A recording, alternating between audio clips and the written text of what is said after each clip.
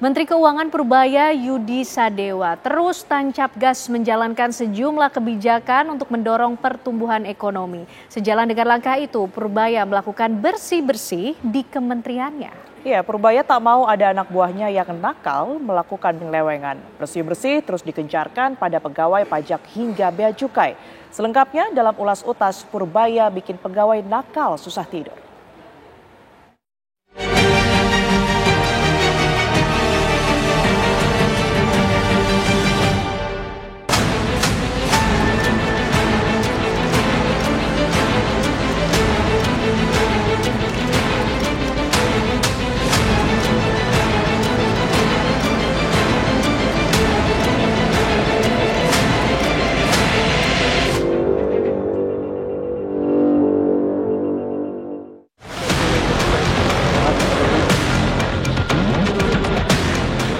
Menteri Keuangan Purbaya Yudi Sadewa menunjukkan komitmen tegas dalam memberantas praktik menyimpang di lingkungan Kementerian Keuangan. Awal pekan ini, Purbaya menggelar inspeksi mendadak sidak di Direktorat Jenderal Bea Cukai. Jalan hijau ya Pak?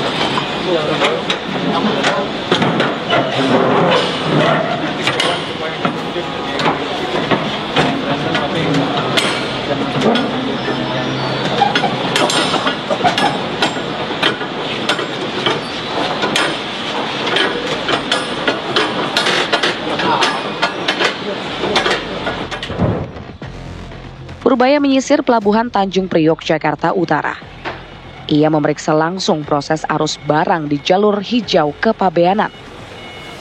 Jalur hijau menjadi sorotan karena merupakan jalur khusus tanpa pemeriksaan fisik sehingga dikenal rawan disalahgunakan untuk penyelundupan. Purbaya ingin memastikan jalur ini benar-benar bersih dari praktik curang yang melibatkan anak buahnya. Saya cuma cek aja, pengen tahu hijau itu hijau bener apa enggak, jangan-jangan hijau dalamnya merah. Tapi akan saya minta mereka cek secara random, secara reguler. Tapi nggak semuanya dicek. Jangan sampai jalur hijau jadi tempat orang negara yang nggak harusnya lewat jalur hijau. Di depan jajaran Bea Cukai, Purbaya mengingatkan pentingnya menjaga kepercayaan masyarakat karena tidak ada ampun dan kompromi bagi pegawai-pegawai nakal di kementerian yang kini dipimpinnya. Selama Anda bekerja jujur, sesuai aturan dan menjaga integritas, saya berdiri paling depan. Jangan takut pada kritik, jangan alergi. Artinya, kita diberi kesempatan untuk melihat di mana yang perlu diperbaiki. Yang penting sekarang adalah buktikan dengan kerja nyata. Tidak perlu banyak bicara, tunjukkan lewat hasil bahwa Bea Cukai bisa dipercaya, bisa diandalkan, dan terus berbenah. Kalau kita konsisten menjaga integritas, disiplin dan kualitas kerja, maka kepercayaan publik akan tumbuh dengan sendirinya. Sejak dilantik sebagai Menteri Keuangan pada 8 September 2025, Purbaya langsung tancap gas, bersih-bersih lembaganya dengan menindak tegas pegawai Direktorat Jenderal Pajak. Purbaya telah menandatangani keputusan pemecatan terhadap 26 pegawai pajak. Mereka terbukti menyalahgunakan wewenang, mempermainkan uang negara. Yang kedua ya instruksi sidaklah, karena saya pengen tahu anak buah saya di pajak seperti apa. Bukan anak buah ya, anak buah staf saya di pajak seperti apa. Biar mereka semangat. Ada reformasi Pak, reformasi buat di pajak nanti? Belum ada. Soal guidelines. Tapi nanti saya akan sisir tuh pendapatan yang bisa seperti apa. Ada bolong apa enggak. Nanti kita perbaiki secepatnya. Dalam evaluasi besar-besaran beberapa bulan terakhir, tim Kementerian Keuangan menemukan sejumlah pelanggaran berat di lingkungan DJP. Ada memang kita temukan anggota-anggota yang melakukan kecurangan. Gitu. Kalau sudah terbukti, ya kami berhentikan. Dan kerugian negaranya dikembalikan. Masih ada 13 lagi yang kami proses. Nanti akan berkembang ya, jadi nggak cuma segitu. Mudah-mudahan sih stop kalau orangnya udah baik-baik semua kan. Jadi orang yang melakukan kecurangan, apalagi di lembaga-lembaga pelayanan publik, ya seperti Bea Cukai, Ditjen Pajak yang punya potensi gitu ya. Walaupun saya melihat di keuangan itu juga cukup ketat, tapi kan upaya orang untuk melakukan kecurangan itu tetap ada. Nah, upaya-upaya ini nanti akan bisa memberikan efek jera.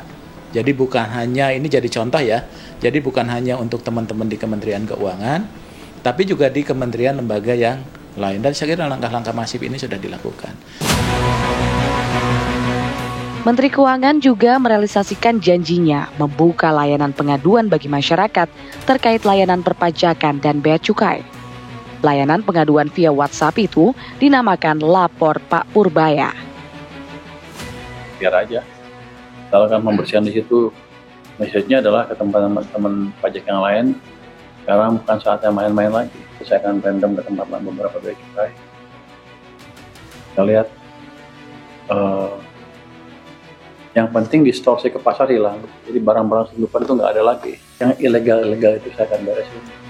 Saya akan terima pengaduan dari semuanya, pebisnis. Saya akan rapat 1 hari dari pagi sampai sore. Putusin satu kasus, harusnya sehari bisa 600-700. Itu akan menarik sekali. Anda boleh dengar nanti. Langkah tegas Purbaya untuk menciptakan pegawai pajak dan bea cukai yang bersih dari praktik tak etis merupakan mandat dari Presiden Prabowo Subianto. Semua pejabat pembina kepegawaian, dalam hal ini PPK, yang merupakan mandat dari Pak Presiden yang diturunkan kepada gubernur, bupati, wali kota, menteri, ya, Menko dan sebagainya. Sebetulnya memang langkah-langkah itu langkah yang dilakukan sesuai dengan ketentuan peraturan perundang-undangan. Kalau ada langkah-langkah maju yang dilakukan oleh Pak Menteri Keuangan, itu adalah memang langkah-langkah yang seharusnya dilakukan. Jadi mungkin juga ini juga sudah dilakukan oleh PPK yang lain, apakah menteri, bupati, wali kota. Namun memang ketika beliau itu menjadi Menkyu, dia melakukan langkah-langkah strategis ya dalam rangka membangun good governance, dalam rangka membangun akuntabilitas, apalagi juga ini merupakan bagian penting daripada upaya pemerintah untuk menghilangkan KKN. Ya.